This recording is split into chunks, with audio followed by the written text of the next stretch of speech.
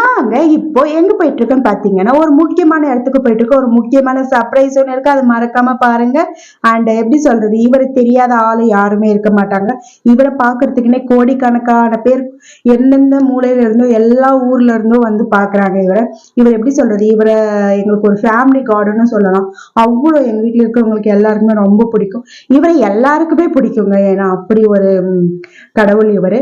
வேற எங்க இல்லைங்க, நம்ம திருப்பதி ஏழுமலையான் கிட்ட, பெருமாள் கிட்ட தான் வந்திருக்கோம். திருப்பதிக்கு வந்திருக்கோம். அந்த எங்க குழந்தைக்கு சின்ன வயசுலயே வச்ச வேண்டுதல் இது. இப்பதான் டைம் வந்திருக்கு. ஏன்னா அவர் கூப்பிட்டாதான் நம்ம போகணும். அவர் கூப்பிடாமலாம் நம்ம போக முடியாது. அவரா நம்மளுக்கு தரிசனம் கூப்பிட்டு கொடுப்பாரு.